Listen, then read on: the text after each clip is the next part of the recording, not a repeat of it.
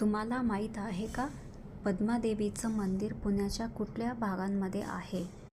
ते मी अशा ठिकाणी आलेली आहे जिथे कोणालाच माहीत नाही. ते म्हणजे चिंबडी या गावात आहे. अतिशय सुंदर असं मंदिर आहे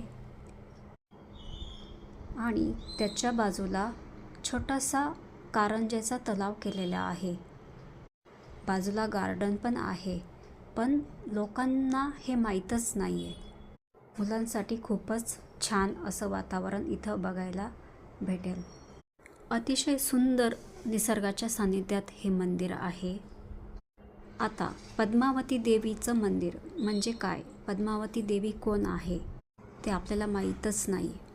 पद्मावती देवी हे व्यंकट स्वामी म्हणजे आपले बालाजी भगवान यांची पत्नी आहे.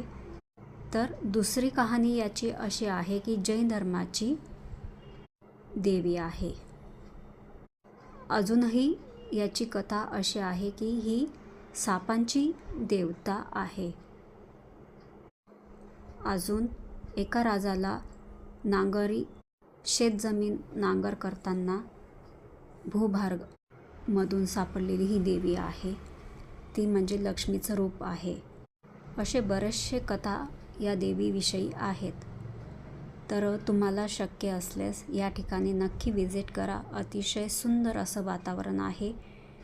हे कारंजाचे तलाव आहे. चिंबडी हे छोटंसं गाव आहे, पण अतिशय सुंदर असं आहे. निसर्गरम्य असलेलं